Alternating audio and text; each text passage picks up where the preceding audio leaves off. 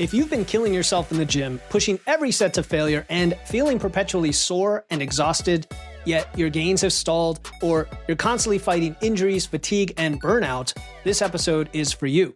Today, I'm sitting down with Jeff Alberts, known as the godfather of natural bodybuilding, to reveal why training smarter and efficiently, and not always more, might be the key to finally breaking through those strength and muscle plateaus. You'll discover how to build muscle sustainably without the constant grind that leaves you dreading your workouts. Whether you're a serious, experienced lifter or just getting started, this episode will give you a new perspective on training intensity and help you create a sustainable, long-term approach in the gym that doesn't burn you out.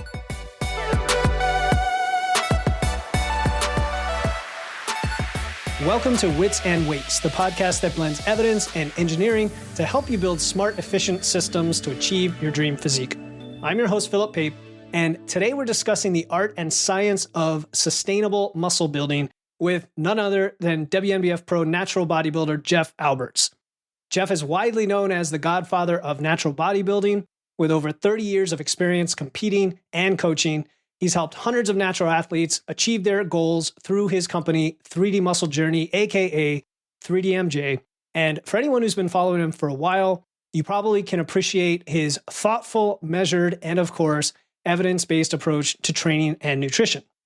Today, you'll learn why constantly pushing yourself to the max might be slowing your progress, how to increase efficiency in your training, and practical ways to build muscle while staying fresh both mentally and physically. You'll discover how to manage fatigue intelligently and how to create longevity with your training. Jeff, it's an honor to have you on the show. I appreciate you having me. And yeah, after that introduction, hopefully I can deliver. You'll definitely deliver, my man. So, just for the listeners, Jeff's a really cool guy. When I reach out to him to schedule this podcast, I usually send out some topics and things, and he actually wrote back with thoughts on each idea. And I was really impressed by that. It tells me what kind of coach he is as well. But having heard him on many other podcasts, I wanted to bring him on because you as a listener appreciate that data and evidence-based approach. And many of us, we're in our 40s.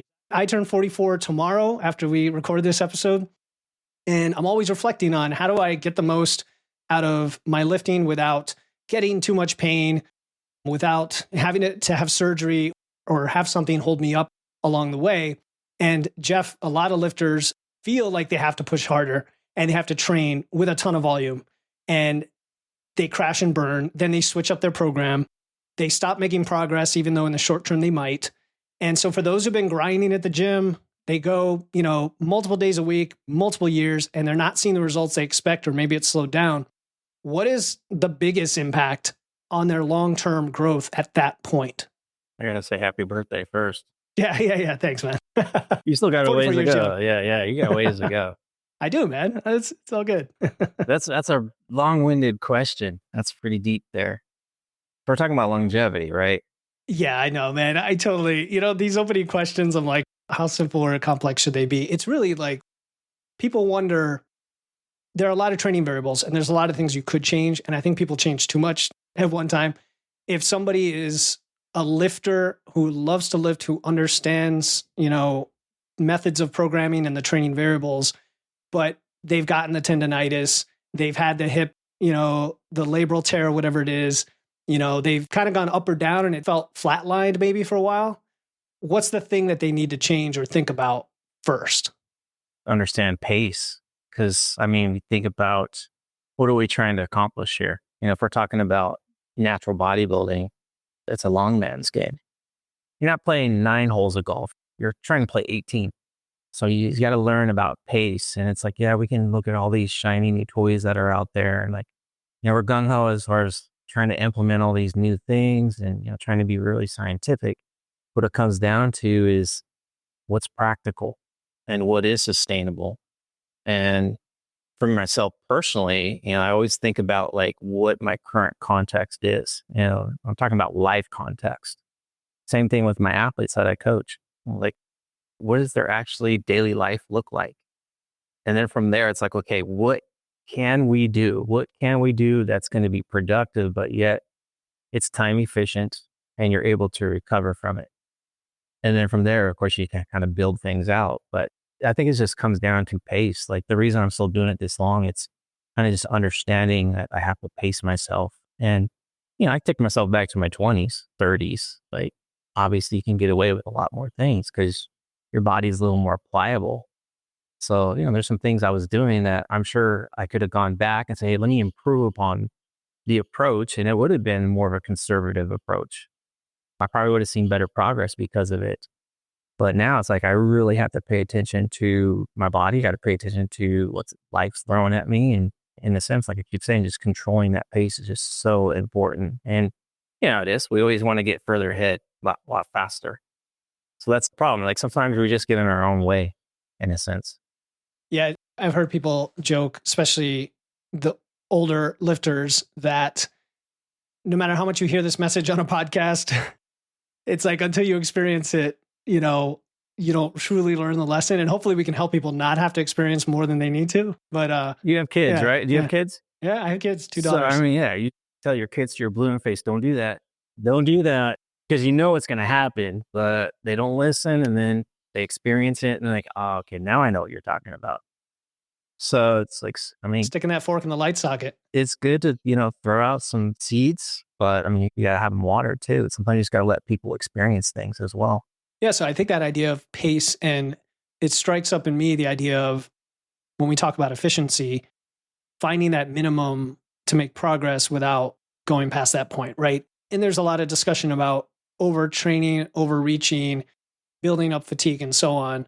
I guess when it comes to efficiency, what's the prevailing angle of attack here for efficiency? Is it minimum effective dose? Is it like, let's strip everything back and start from a very basic low volume approach? What's minimum effective dose? Okay. Yeah. You tell me. What is that? I have no idea. Like I know what it is for me because I got enough experience. I've trial and errored so much to kind of know where that sweet spot is for me. But if I have someone that I'm, working with for the first time, I have no idea what they can handle, how they respond to it. It's a lot of trial and error. So it's like, okay, where science comes into play, it's like, okay, that 10 to 20 sets, general guideline. Okay, if I'm working from that, if I have someone who's new to lifting, like 20 sets probably not going to go over too well because they don't have the skill level yet with things. So it's like maybe 10 sets is too much. Like I just want to focus on getting this person learning, teaching them how to move from A to B effectively. Not so much worrying about the progress or the progressions with their list, more so like teaching them skill. So it could be, maybe it's 6 sets a week. And let's just really make those 6 sets. Like once you learn how to move, okay, now it's like, let's focus on trying to move heavy things with that type of skill and improving the load, improving the reps over time. And or how are we responding now? Is your physique improving from that? If it is, great. We may not have to do anything for a while. Like we may not have to increase the volume. Eventually, it might get to a point where they're plateauing out. You don't see as much progress, strength's kind of plateauing out. Then the question becomes, okay, are you handling this? Are you low energy or high energy? And if you're handling things really well, it's like, okay, now I feel more comfortable giving you more work because you have the supply to keep it going. But if it's because of fatigue, the last thing I want to do is add more volume or more workload. Yeah, that's a good starting point then. If you mentioned evaluating the progress and then going from there. So I know I mentioned more experienced lifters early on, but there is kind of the different categories. Somebody who's brand new to this versus somebody who's experienced. Somebody brand new is probably going to be very responsive to almost anything. So let's jump ahead a little bit and say, okay, they've been lifting 6 months, maybe 12 months at least, and they're looking for that point. Are you looking for them to report out on RPE? How are you collecting that data of the response session to session? And then when you say physique development, are you just measuring and, using body measurements, or what's your gauge for that? I think you use all the above. So if we're talking from a performance perspective, it's like, okay, are the numbers moving? But are the numbers moving with skill? Because you can see numbers in a spreadsheet and go, okay, yeah, it looks like 8 reps, 9 reps, 10 reps, whatever. It's like, okay, it looks like it's moving up. But then you watch the form, see how they're moving. If that skill isn't there, and it's like, okay, that's not being efficient. That's probably not being effective. So like you might need to clean form up. Maybe you need to take a step back and go, okay, bring your loads down or whatever. And let's again hone in on the skill. And what I've been doing lately, even for myself, because I've been lifting for a very long time and I take pride in my skill level and form and all that. Like whenever I get to a high end of a rep range with a certain load, I won't immediately go up to a new load. I'll probably roll with it 1 to 3 more sessions just to really ensure I'm very competent with it. Like I've mastered it. Because I know when I do increase the load from that point, I'm probably going to have the same type of skill with the new load. Like you've probably experienced this where you touch a load for the first time, you might get the reps, it's a little shaky. You're like, okay, I completed it. And then you go to the next load, the following week, it's like, oh, it's just all over the place. So from a skill component, I'm always thinking like, okay, let's master what we're doing first before even thinking about taking a step forward. That's important what you just said, because you're talking about load specific skill. I think a lot of people think it's like one and done. Like, okay, I've been progressing. I've gotten better with my form. Now I'm good, right? Like, no, like you said, the center of gravity shifts, the balance, everything about it just slightly shifts the heavier it gets. And the bar path and all that could change if you don't change something. So that's a powerful concept, Jeff, seriously, that people need to think about. What you think about is like, it doesn't mean you can't continue to make progress with that same load. Like you should be hitting the appropriate proximity to failure, even if it's the same load. So you're still going to stimulus. Your muscle doesn't know numbers. Your brain does, but your muscle doesn't. Your muscle knows effort. And that's something like right now, I feel like, because I am advanced, I could have no spreadsheet whatsoever, not even count or track anything, but I know I'll get a stimulus every workout. And because of the skill getting to the appropriate proximity to failure. And is this we're talking generally week to week progress in a typical program, like a 4 or 5 day split where you're talking your squat variant on Monday to your next Monday? Is that generally what we're talking about here? Yeah, but if that's only going to last so long. Eventually you're going to run out of like runway. Like you're not going to be able to progress weekly. Like the more advanced you are, you might be able to get 10 pounds over 6 months. In which case is that even more biased toward rep progression? Depending on the lift, yeah. Yeah. Okay. Think about it. You try to increase your loads every week at that point. It's like, yeah, you're going to end up being buried. I think a lot of folks are curious about that because people get frustrated when they get stronger and they're not progressing. They know they've heard time and again, okay, I'm intermediate or I'm advanced. My lifts aren't going to go up as quickly. How do you get the sense of progress session to session? Okay, so let's look at, I've been going to my son's karate classes, right? He started out as a white belt and now he's red black. He's maybe a year away from black belt. And like when I go to his classes, the expectations of a white belt, a yellow belt, blue belt, like it's all different. So sometimes we expect to go from white belt to black belt, and maybe the pace early on is faster, but as you get closer to black, like then there's first degree, second degree, and it takes longer. I'm assuming it does.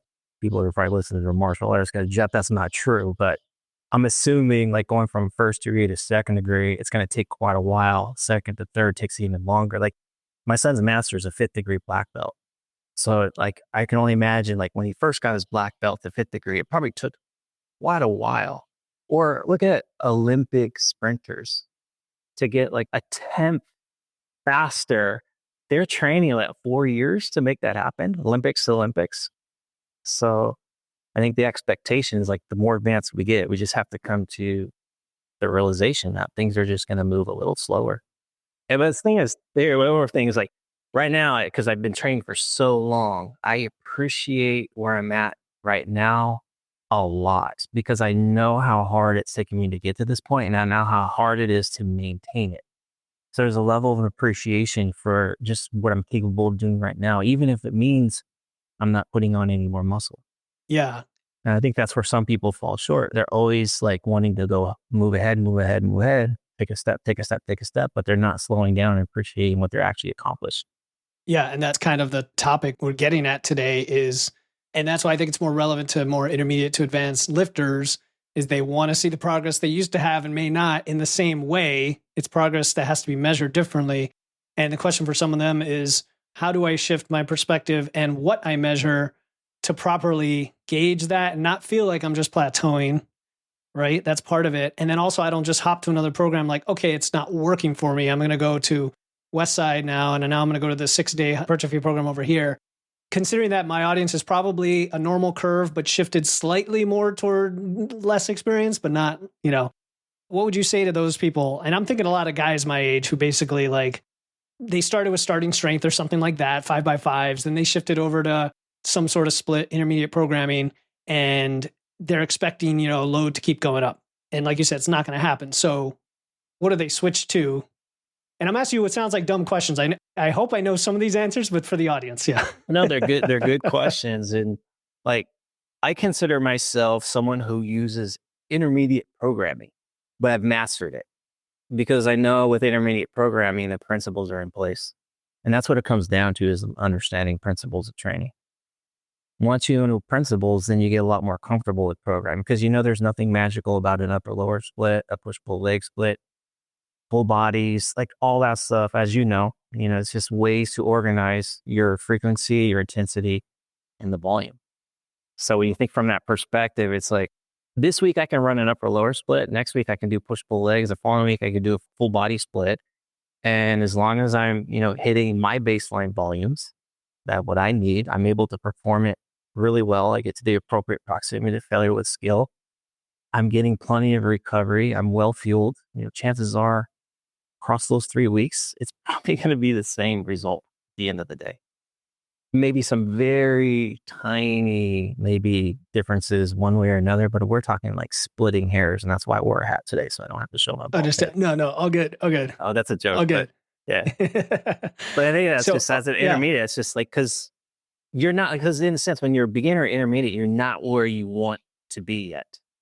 So there's going to be a sense of urgency. It's a double-edged sword, though, if you're like pushing yourself too much, or you're trying to flip-flop training programs because you're trying to look for this shiny object to get you there faster. But at the other side of the sword, it's like, because you're changing maybe things up too frequently, you kind of lose sight of like what's actually working and what's not, because you're changing things out too much. That's why I'm an intermediate programmer for myself, because it's just straightforward. It's very consistent. It's easier for me to assess what's working, what isn't working. Things that work, you keep it in there. Things that don't work, you're like, let me explore. But it's not changing out the entire programming. I might say, well, okay, this certain exercise, it's not really grooving right now. Okay, let me find a different movement that's going to hit the same body part. Let's change it out and see how this one works. So I'm only changing one, maybe two variables at most. Okay, now I know, like, I ran this for 2 months. Now I know exactly what happened with this one change, which is either positive or negative. And again, if it's a positive, keep it. If it's a negative, find something else. And eventually you keep evolving. You keep evolving over time. And that's how you get experience. That's how you get more comfortable, with keeping an intermediate program, in a sense. I like that you're almost qualifying the word intermediate as if it could be taken as an insult, right? For an advanced person. I like how you frame that. I could take starting strength and probably make it advanced running it, because there's a difference in skill level versus me now versus me in year one. I can almost guarantee you I probably make, well, I'm getting older now. It's harder to make gains, but you know what I'm saying? I can probably perform exceptionally well using that and recover well because of the skill level. Yeah. I mean, you're the poster child for those listening who don't know Jeff already. White belt, black belt, right? Yeah. Look up Jeff, though. I mean, again, age is not a factor on this. He demonstrates that. But you talked about principles, and that's like the magic word. I did want to come back to that, because everybody has their, like, here's my 5 pillars of lifting, or my 3 principles. And you'll talk about progressive loading or overload. You'll talk about mechanical tension, and talk about volume, frequency, intensity. Like, can you simplify that for us? Like, in your mind, what are those principles? I think when we think about, okay, so if you talk about, we're talking about programming, right? Yeah, programming. I mean, we could look at the science, right? Okay, we got to heat body parts 2 to 3 times per week, maybe 4, but I think 4 is a stretch for most everyday people. Even 3 can be a stretch. Even once per week can elicit some progress. So, I mean, sweet spot's maybe 2 or 3 times a week. So you look at that volume, we know the 10 to 20 sets thing, but again, I lean more towards on the lower end when I'm starting somebody out, get skill development first. And then after a while, you're like, okay, maybe we can start gravitating higher. But I think of that, okay, we're 10 to 20, somewhere in that ballpark. Proximity to failure based on a rep range. So we know through the science, anywhere between 5 to 30 reps creates hypertrophy. So it's more about proximity to failure in relation to the rep range you're using. Lower reps, you can be further away from failure. I mean, still has to be within reason. And then the higher the reps are, you got to get close to it, or at failure, to ensure you are getting enough muscle fiber, while you're doing the lift. So when you look at those principles, it's like, okay, so then from there, I'm like, okay, based on someone's context, the question I'll ask somebody is, how many days per week can you train where it doesn't interrupt your life schedule? Because when you're in the gym, the last thing you want to be worrying about is, I got to take my kids to school, or my wife's upset at me because I'm in the gym for 3 hours, or I'm there 6 days a week. I'm not spending time with the family. So when you're in the gym, you just want to be stress free. So that way, when you are lifting, it's just all about you. And that's where you're going to get probably your best performance. So once I know how many days per week they can train, then it's like, okay, can I get the frequency 2 to 3 times? Or does it have to be once? Because that's going to be practical. It may not be optimal according to science, but it's optimal according to that person based on their constraints. So they're going to maximize themselves far better because they're doing something that's going to be lower stress. And then from there, you get into the weeds, like, okay, let's talk about exercise selection. And I don't look at exercise selection. I was like, okay, this guy on this podcast said this is the most optimal thing. I look at it as like, does the exercise hit the muscle I'm trying to target? Is it safe and comfortable for me? Do I have good stability while doing it? And do I enjoy doing it? Because if those things check out, then it's a good exercise regardless what anybody else says. Yeah, those are solid principles. I like how you said this is optimal for the person, right? Because at the end of the day, it ties back to what you mentioned earlier about pace and what's practical, sustainable, and what is your life context. I laugh when you talk about days per week because for me personally, and I've seen it with a lot of my clients, that often is the thing. That's the main constraint. And if you're hung up on that, or like you get fixated on the other principles, and so you pick this program and you just can't stick with it because of your life, like forget about it. I also think of sleep in that regard, right? Or fat loss, where you've got all this extra stress. You might want that extra day just to sleep an extra hour, and that can make all the difference in the whole week. So people try to, I want to train 6 days a week because they think more is better, or the insecurity. They think they're not going to make gains if they're not there. Or some people just love to train to a fault. Yeah, I would love to be in the gym 7 days a week because obviously I love to train, but I also know that's not realistic to my life schedule. It's also not realistic to my recovery. And I've said this on another podcast, but you would look at, I don't look at bodybuilders that much anymore to learn about bodybuilding. I look at other sports because they do a far better job at managing their performance and their recovery. Because sports is all performance based. So you look at, football, baseball, basketball, they're all baseball is a good example. Starting pitchers, there's a reason the managers keep track of the pitch count and the number of days they're pitching in a week, because they know if this pitcher is getting fatigued, they're not going to have the velocity and the control on their pitches.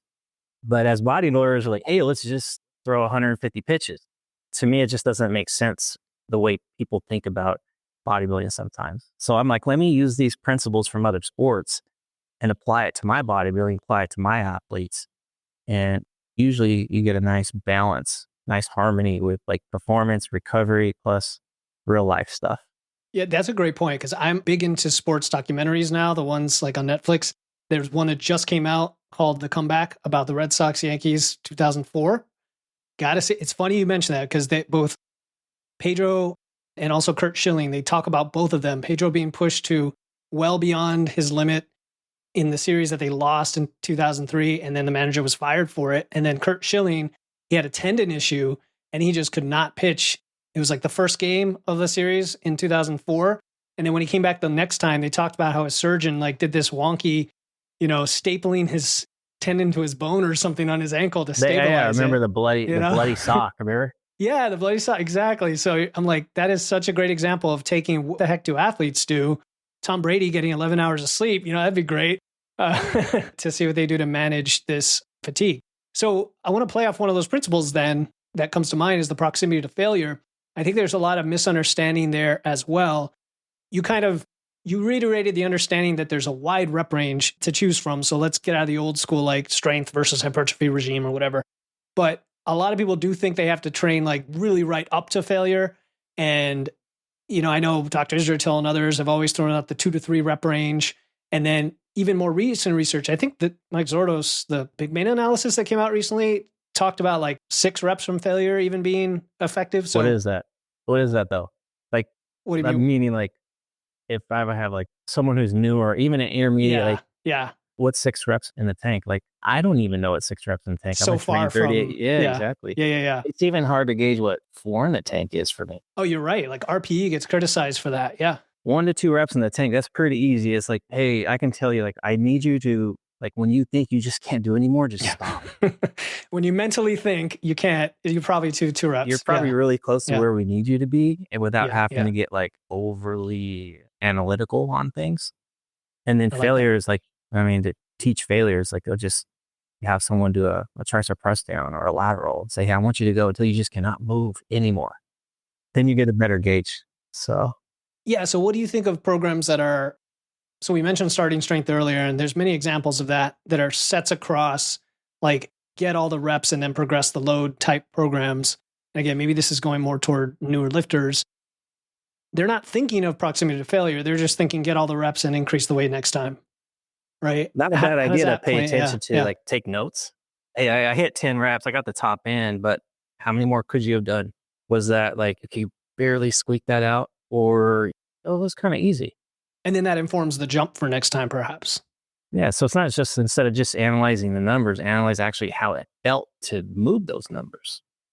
And it kind of goes back to what I said earlier. Like, even though I hit that top end and I hit all my reps across the board, and first time I'm not going to, jump to the next load. I'm like, let me practice this. Going back to sports, right? Like, people get better at sports by practice. Let's practice that 100 pounds I hit for 10 reps. Let's practice that 1, 2, 3 more times to get more competent with it, to master it. I think that's undervalued. Yeah, for sure. I think that's why people should stick with certain lifts for more than a couple weeks, at least early on, just for the practice alone, let alone the progress and neuromuscular adaptation and all that. You mentioned the getting the data and letting that inform your jumps. I had a client text me and she said something like, so my plan is to jump by this many pounds, and then when I get to this load, I'm going to drop it. I said, no, that's kind of backward. Don't assume anything. 3-4 weeks down the road, let's judge session by session. You may be able to go up higher. I don't want to even put limits on yourself until you get there, or maybe less, right? So that's good. All right. So you're a natural athlete. There's a big distinction between, for natural athletes specifically, and the life of their training and the expectations. I think some people skew what they think they can get maybe out of bodybuilding or physique sports in general.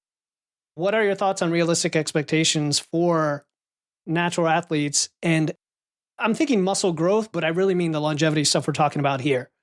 I mean, everything comes to an end, right? And it's with anything in life.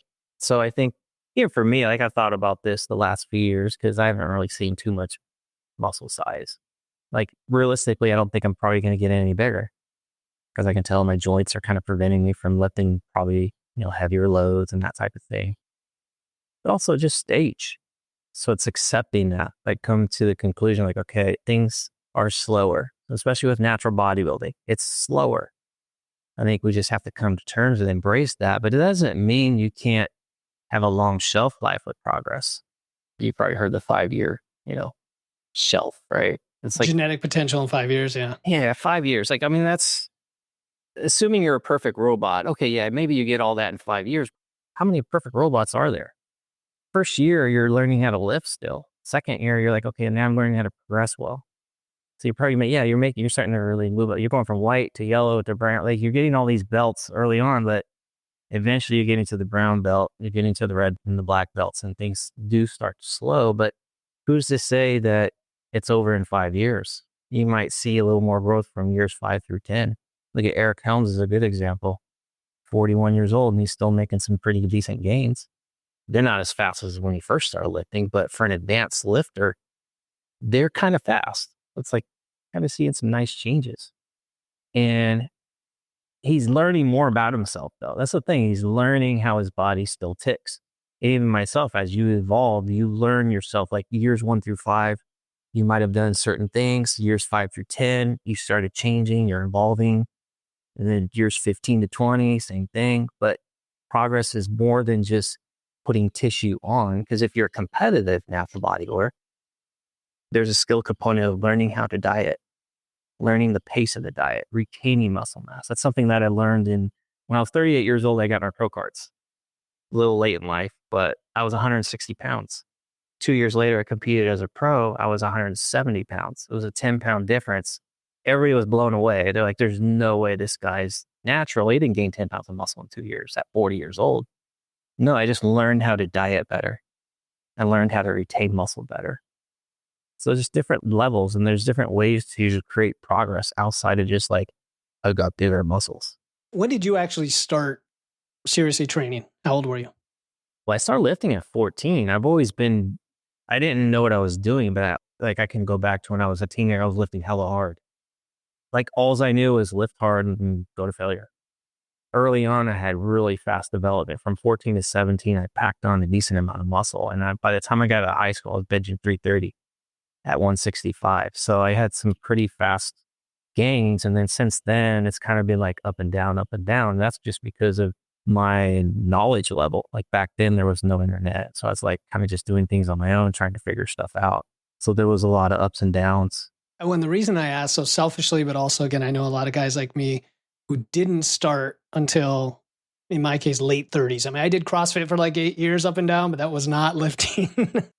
And so I'm in my first 1 to 5 years at the age of 44. Like and I don't even know if I've taken full advantage of that, but like there's probably a lot of people wondering, maybe what's the potential for a 40-year-old? What's the potential for a 60-year-old? Okay, let me ask you questions since you brought it up for yourself.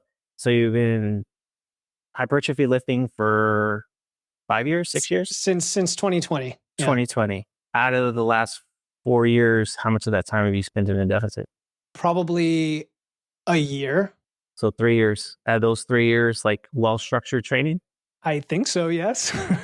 I believe so. Nutrition's I train been on consistently point? and hard. Yeah, I mean, I'm a nutrition coach. I hope so. So yeah, there you go. So you still, you got 3 years of like really dedicated hypertrophy lifting. Right. So there's a lot of potential. Exactly. You're only 44. So you still have like probably a good decade ahead of you where you can probably continue to maximize yourself. Whether that's 1%, 10%, 50%, who knows? But the thought is like, I'm going to try. I'm going to put that effort in. I'm going to make sure all the big rocks are in place and let's see what happens. Yeah, I was going to ask a different twist on that. The question was going to be, well, then somebody who's older, what are they never able to accomplish because they started late? And I think that's a terrible question because it doesn't matter. It is, right? Right? Like, but people are thinking that, people beat themselves up. Like, I wish I started when I was What's 20. What's the worst that could happen? If you don't try, exactly. You don't know, then you can get massively, that's right there. That's where you're going to massive fail growth is you're from not wherever trying. you are. Yeah. That's good stuff, man. I have to say, for folks watching or listening, like, Jeff peers deep into your soul. And again, he's probably a really good coach for that reason. I try to make the podcast as real as possible. It's like everyone. It's good. It's good. It's like, how many sets should I be doing? That's I was like, no, let's be real. Let's talk like practical. Yep. I agree. Yeah, I've spent a lot of time talking about tactics, and I agree. It's more fun to get into philosophy and approach because then people can take that and mold it as they need for their approach. Or they can reach out to guys like you and me and say, okay, now how do I personalize that for myself? But okay, so what was the next thing I wanted to cover here? Fatigue management is kind of another corollary. And specifically what I'm thinking is, you mentioned yourself, joint health, and a lot of guys or women I hear about their low back fatigue. Everybody has back issues. We know that, quote unquote, of some kind as they get older, but lifters, especially who might be deadlifting a lot or doing some other movement. How do we manage all that? How do we manage fatigue management is, I guess, the question. Supply and demand, right? Yeah. So the way I look at this is supply is your food, right? Your rest days, your sleep. Your demand is going to be your training itself. Could be cardio, could be steps, life stuff, work, relationships. If you're in a deficit, let's say you're in a deficit, that's a demand. So you kind of see where you're at with the supply and demand. And like, obviously, if you're in, let's say, in the dieting phase, cutting phase, your demand is going to be higher than your supply. So from that perspective, you have to understand, like, okay, how long am I dieting? Is this a short-term cut? Is it a long-term cut? Short-term cut, you might be able to get away with a few more things because it's shorter in nature. But if you're in a long-term dieting phase, then it's like, okay, now maybe these refeeds are super important. Day, 1 day, 2 days out of the week where you got higher food intake. So again, you're bringing the supply up to kind of match up to your demand to give you some relief there because you want to try to maximize your performance. And that's what's really key when obviously most people's goals is they want to get bigger or they want to be leaner. So in order to do that, you have to manage the fatigue. So it's pretty important that your performance is elevated as much as possible so you can maintain that muscle mass. And then you think about your pace too when you're dieting down. 0.5 to 1% of your body weight per week. Anything more than that, it's going to be a grind. It's going to be hard to perform. It's going to be hard to recover. Life's going to suck. Your spouse isn't going to like you too much. You're going to be moody, cranky, those types of things. So you have to take all that into consideration. I mean, but the whole podcast could be about fatigue management. Of course. And of course. I mean, you can look at, like, yeah, going back to the sports arena. I was hitting up Google a few years back on NBA basketball. I was trying to figure out the winning percentages of teams that played back-to-back games. Because usually NBA schedules, they'll play 2 or 3 games a week, somewhere in there. So the back-to-backs, the second game, the losing percentage was much lower than the first game. Of course, you take into consideration some teams are better than others. But in general, like the losing percentage was higher on the second game, which makes sense because they're tired. They played the day before. So again, like sometimes with training, when if you're training, let's say 2, 3, 4 days in a row, that fatigue builds up. Naturally, it's going to build up if you're well fed. But imagine if you're dieting 2, 3, 4, 5, 6 training days in a row, like you start getting beat up towards the end of the week, you're feeling it. So sometimes it's like, okay, how can we manage that? It's like instead of training 2 or 3 days in a row, why don't you go every other day? You train hard. Like as bodybuilders, we train hard. So you train hard, take a day off, recover. You be refreshed the next day, and you take another day off. Or you can go 2 on, 1 off. So looking at frequency, that's something you look at. Intensity, not training as close to failure. Maybe that can help. Maybe dropping down some set volume, eating more food, those types of things, more sleep. Just the list goes on and on. But again, I think looking at bodybuilders per se is like probably not the area I usually look towards first. It's more like those other sports. No, I like that. I took a note because this is I want to build off that later on for another episode because, using other sports as an analogy, I don't think enough people do that. And boxing here, boxing? Boxing. Like, right? Boxer goes out there. It's a hard round. Like, well, I got to go 12 rounds here. And if I'm not able to knock this opponent out in the next 1 or 2 rounds, I got to pace this. Oh, you've heard this. Boxers like, okay, they took a round off. What does that mean? They're staying on the outside. They're not trying to get hit. They're just doing enough to get them through the round. Now I'm going to go sit down and rest for a full minute. And then the next round I can go on the attack. So it's the same thing when I look at my training. Like if I go in there for a day or 2 and I attack hard, like I'm going to pull back. I'm going to have a day or 2. I'm going to just not train and recover. So every time I'm in there, I'm like fresh and getting the most performance out of myself. My name is Tony. I'm a strength lifter in my 40s. Thank you to Phil and his Wits and Weights community for helping me learn more about nutrition and how to implement better ideas into my strength training. Phil has a very, very good understanding of macros and chemical compounds and hormones and all that. And he's continuously learning. And that's what I like about Phil. He's got a great sense of humor. He's very relaxed, very easy to talk to. One of the greatest things about Phil, in my view, is that he practices what he preaches. He also works out with barbells. He trains heavy, not as heavy as me, but he trains heavy. So if you talk with him about getting in better shape, eating better, he's probably going to give you some good advice. And I would strongly recommend you talk with him and he'll help you out. All right. So a couple things come to mind then from this. First is just the general thought for folks who think that there's only one way to solve fatigue, and that is to stop doing the movement or to switch movements. And like, you didn't even go there. You said, like, think about the supply and demand. Oftentimes it's the supply you need more of or less of the demand, depending on what's possible. You mentioned pacing just being a way to move your training around to help with the fatigue, but you're still getting potentially the same volume and intensity, even though those are other variables. What are your thoughts then on the opposite structure for helping with fatigue? And that is, let's say you're doing 3-day a week and you switch to 6-day a week, but half the sessions. Is that a strategy? That's a strategy. Yeah. So if you're doing, let's say let's just use total sets of a workout. Let's say you're doing 20 sets and you take it down to 10 and you're spreading it all out. Yeah. I mean, it's going to be easier to get through the training session. It's all theory, of course.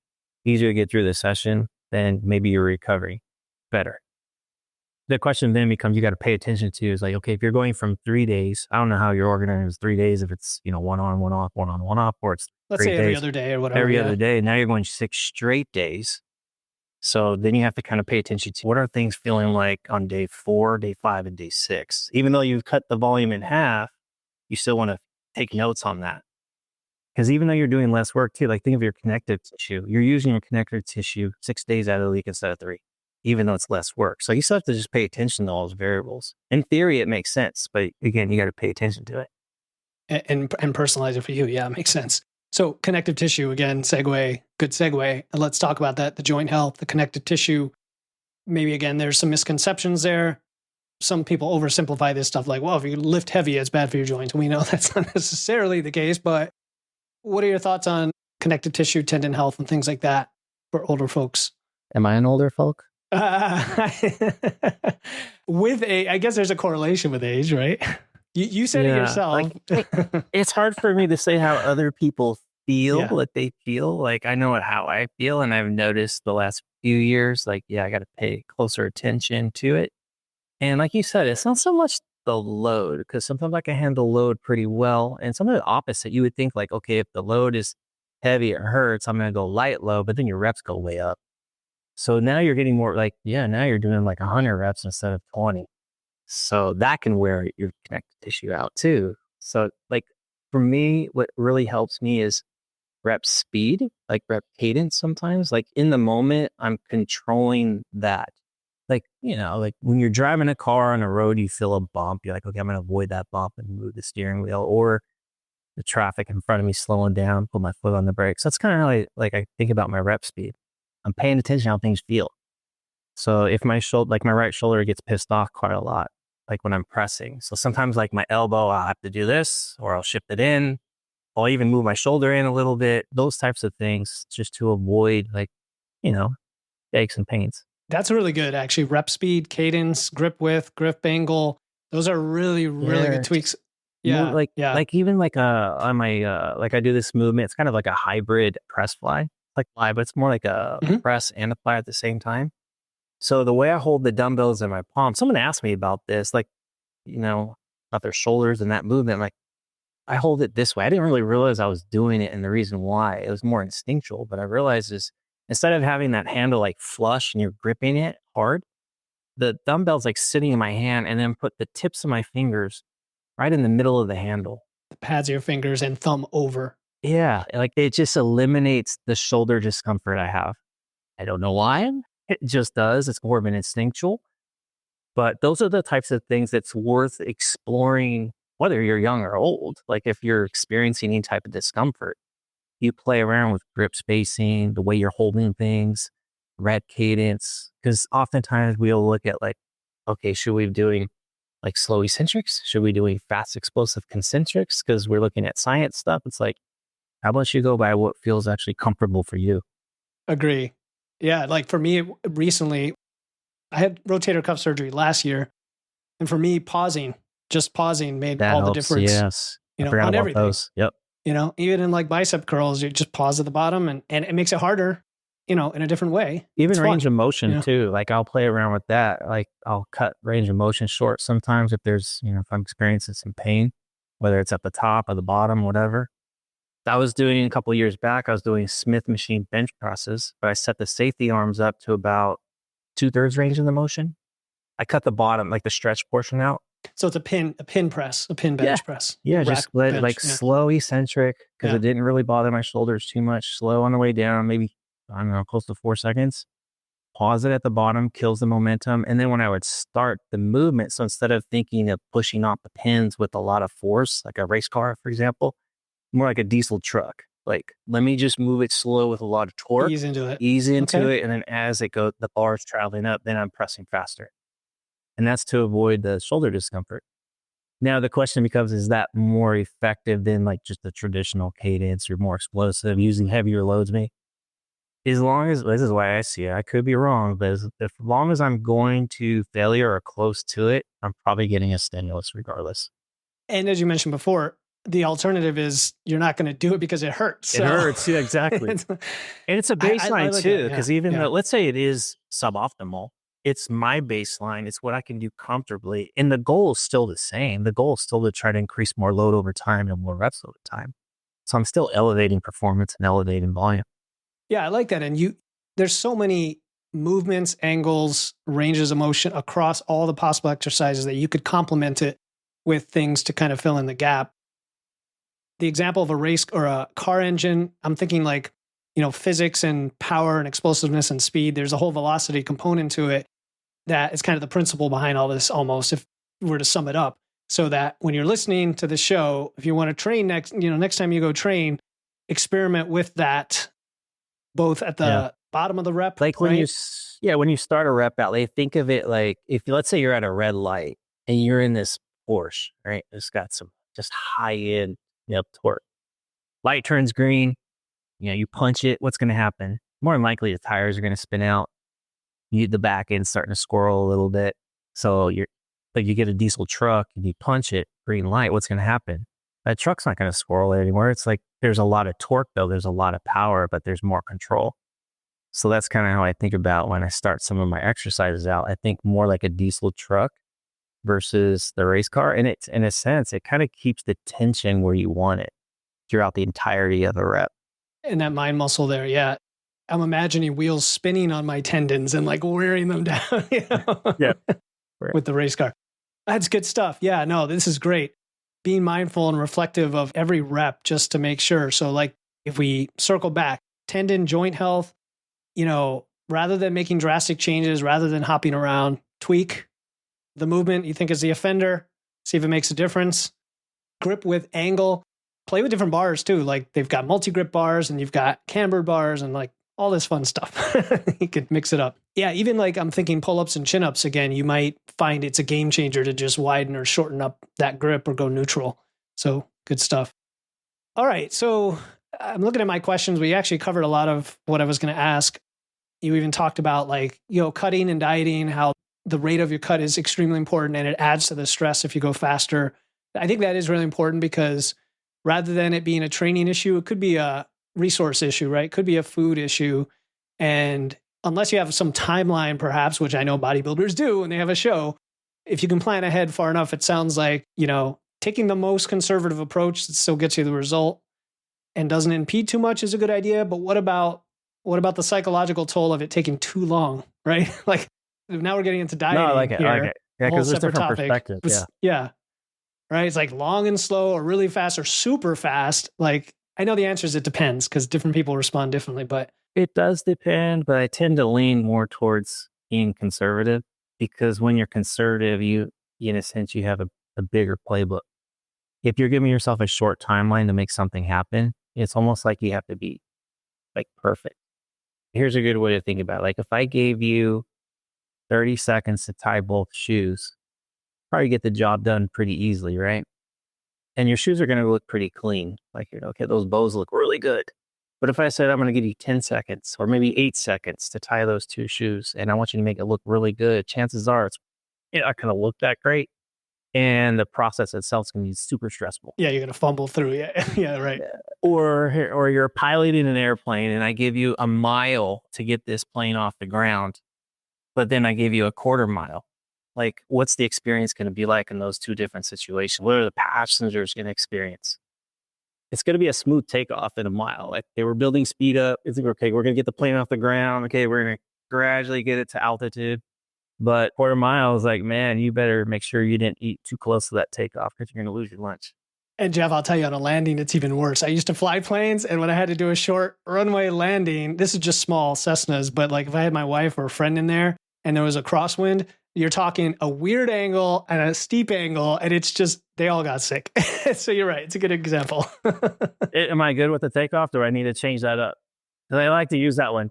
No, takeoffs are good too, because you need to crank up the throttle and but you have to have a minimum regardless for physics, to like work. But yeah, it's good. Okay, that's good to hear because we do sometimes equivocate on all that. And it's like, well, whatever works for you.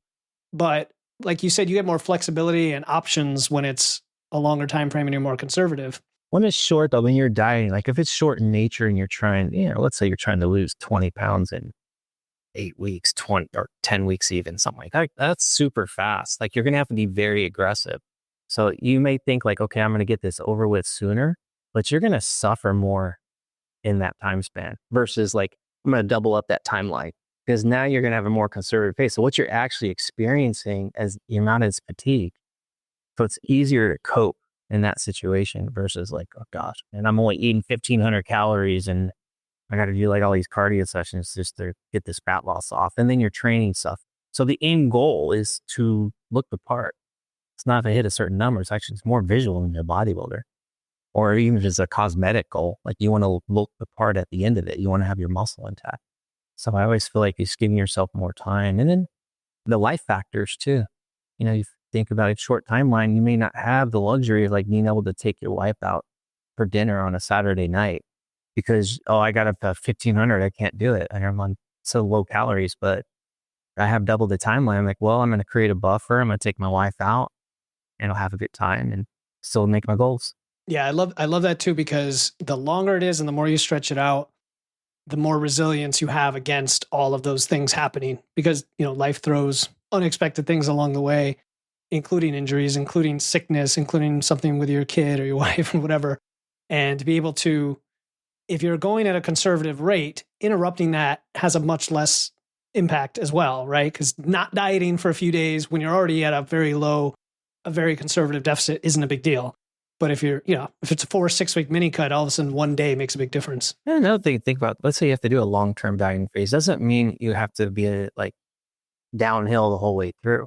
So you can say, oh, you know, I'm going to go 4 weeks of dieting, 1 week not. 4 weeks of dieting, 1 week not. Or I'm going to do 3 and 1. Or I'm going to do 5 and 2. Or whatever. It doesn't have to be a straight shot. And the way I see it too, like if you think about your behaviors, like think about your behaviors if you're dieting for 8 weeks and it's super hard. Like your behaviors with that's going to be your food behaviors, like everything's going to be off. But if it's conservative, then it's going to be pretty even keel. It's going to look more or less like how you do things when you're not dieting. Right. Just scaled a little bit. Yeah. Exactly. So that's, again, it's going back to practicality and sustainability. So something we got to think about, okay, how's this going to impact me when it's all said and done? And sometimes we don't think that far ahead. Yeah, I'm all for that flexibility. I inadvertently went into what I did a podcast about it a while back called my stair-step fat loss approach. And it was just literally because of what happened to my shoulder and needing to recover several times over the last few months, I got out of my dieting phase. I'm like, you know what? This is much better to just go 3 weeks on, 1 week off, 3 weeks on, 1 week, kind of like a staircase. And that relief from that week or two of maintenance can be huge. Made a big difference, yeah. The dieting almost doesn't feel like dieting. It's almost this huge sustainable thing. Cool, man. All right. So in the interest of time, I just wanted to ask you if there's anything we didn't cover or a question you wish I had asked from here and what your answer would be. No, I thought you did great. I we covered a lot. I'm good. I thought you did great too, man. It was fun. And now I'm like, man, I need to learn more about flying now. I could hook you up with some people that know a lot more than I do, but yeah, it was fun. I stopped when the gas became too expensive and I had kids. I was like, okay, I'm done. I can see that. I do know some pilots having worked aerospace industry. So anyway, man, where do you want people to learn about you, Jeff? Reach out to you. 3DMJ_Godfather. Go to YouTube. 3D Muscle Journey. Cool. I'll put those in the show notes, and Jeff's super responsive and really good content online as well. You wouldn't believe he's whatever age he is. I'm not even going to say a number because, you know, it doesn't matter, does it?